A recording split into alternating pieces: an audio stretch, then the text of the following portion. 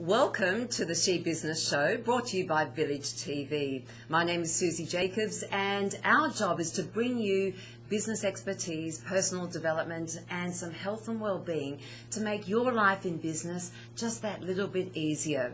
Today I have with me the fabulous Cheryl Alderman from Be Ultimate. Welcome, Cheryl. Hi, Suzy. Thanks for having me. Absolutely delighted to have you here. Cheryl runs a business called Be Ultimate, and if you want to find her on Twitter, look for Ultimate Sheza, which is one of the things that I loved about her when I first met her. What a great tag, what a great handle. So Ultimate Sheza works with business owners and really helps them in both life coaching and business coaching. She also happens to work as a facilitator and mentor at She Business on the North Shore. We were just talking before the show. Cheryl worked with a very good friend of mine who I referred to her because she was going through a change in career. She was working in the retail space in sales and wanted to move into real estate. And I sent her to Cheryl, and just this week I got word that she got her dream job in real estate. Talk to me about what it was, what insights you were able to give her that was so essential to her getting that dream job. What was the process? What kind of things did you need to deal with? Suzy, that's 5 hours worth of coaching there. She's good though. She'll wrap it up. She'll make it concise. What are your three top tips? The main thing when people are looking at changing careers and doing something they're not used to doing is often they don't realise how many skills they've actually got already. So they're feeling like they're moving into something brand new, something scary, something different. And when you actually break down with them what they can already do, that they just take for granted and don't realise is a skill or a talent that they already have, they suddenly realise that 50-60% of that job they already can do, they already have, they already know. So a real skills audit. Yeah. It's really highlighting. Building on that and then giving them the tools for today's business environment to actually get in there and get that job. And they have changed. It's not like it used to be. No, it's very, very different today. Can you distill what those changes are? Are there a couple of things which you really notice in that person that hasn't been out there in the workforce for 10 years, say, or 5 years? Absolutely, absolutely. So, for example, the CV, when 10 years ago, 15 years ago, when we were going for jobs, you had a folder, you had 20 pages of stuff in there, you had your references, you had everything. These days, a CV, you're lucky if it's 3 pages. Anything more than 3 pages, not even going to get looked at. Yeah. LinkedIn is so important now, and then not just for individuals, but also for businesses. And most people don't realise how important that is. Often an employer or a recruiter will look at the LinkedIn profile before they even get to the CV. And if the LinkedIn profile's not up to scratch, they won't even bother. Well, we do that in business. I meet anyone, and the first place I go to is LinkedIn to see what they've been up to. And then the second place I go to is their website, where I go and have a look at their Contact Us page or About Us page. That's the first place I go. Cheryl, so skills audit, looking at their resume, they're the key things. Confidence, interview techniques. Et cetera. Interviews now can be 3 or 4 interviews just for an ordinary job, even not at corporate level. So interesting. They really need to have their interview skills happening. Interesting. Well, she is a very happy client. And she's a great client. Send me more of those. I will. So you mentioned the corporate world, and I know that you've got some great clients. Foxtel, I know, is one of them that you work with. Are there different conversations you're having with corporate clients than you are your small business clients? Because I know you've got a revolving door of small businesses who are going to see you. Are they different? Are you bringing them different skills? Sometimes not. We're all people. We all have half our life in our business or our work and half our life not.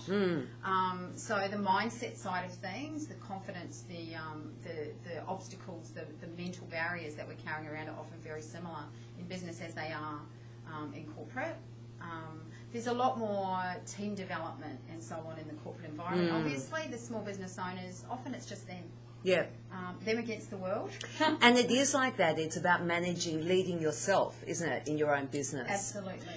I know that you've been remarkable helping some of our She Business members and other people in the wider network. What are some of are there common issues that our business owners are coming to see you about that they're trying to overcome? Oh, yes. What are the kind of the top 3 issues? Top 3, too hard. I've actually just done a presentation that I'm doing coming up on the top 7, and I could have done 27. Okay. Well, we've got about 10 minutes, so let's go. Let's see what we can get through. Let's just throw a few out there, shall we? One of my favourites is what I call superhero syndrome. Oh. Get my cape ready. Yes. Yeah. Small business owners are notorious for superhero syndrome. They do everything themselves all the time. They work really long hours. They are the administrator, the salesperson, the marketing person, the doer, the office administrator, the everything in their business. And a lot of the time they're on a hamster wheel. They come to me, they're exhausted, they're overwhelmed. They're putting on a brave face everywhere they go, but they're actually feeling like they're failing. Okay, so they're superhero. They're dealing with everything in their business. Are you turning around them and saying, look, you need to get help. You need to outsource stuff? Yeah, absolutely. And I can imagine putting my hat on for all the people that I speak to. Their response would be, I can't afford it. I don't have the money. Absolutely, and that's the next biggest issue they have is cash flow. So how do you reconcile the two? How do they get more help if profitability is a problem? Well, I'll give you the analogy I often give them for all the gym junkies out there. When you're on the treadmill at the gym and you're running and running and running and running and running, if you just keep running and you don't stop and have a drink of water and wipe your brow, you're going to get to a point where you just can't keep running anymore. You're going to fall over, and that's exactly what happens in a small business. A lot of them are burnt out, and I believe you've had a conversation about that recently as well. Yep. They don't realise that it's actually really important for them to stop and have a drink of water and think about what they're doing and create strategies. They're so busy trying to survive. They're not working on their businesses at all.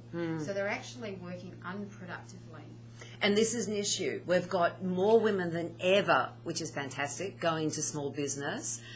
Their financial, and the whole reason for She Business existence is for the financial well-being and independence of all those female business owners, because it is their financial future at risk as they go through this process. So being willing to see another perspective, is that what you're able to bring them, a fresh set of eyes on their business? Yeah, I pull them out of their businesses, so they're looking at their business from the outside. When you're in that state, when you're on that hamster wheel or that treadmill, you can't see outside that. You're just puffing and panting and keeping running. Often they'll get the wrong advice from the wrong people. They'll ask their husbands or their best friend or their mother-in-law, and they don't know about business. They're not in business. They're not experienced in business. They don't actually have the knowledge that they need. So I give them, pull them out, get them to look at their business from the outside, separate the emotion, because they're very emotional about what they do. There's a reason they're not working for someone else. They're passionate about their product or their service, and that's why they've gone into business for themselves. So I just want to reiterate again, if you are looking to due diligence, I think is a really key criteria. And we find it in the corporate world because you have to. There are certain systems and processes you have to adhere to.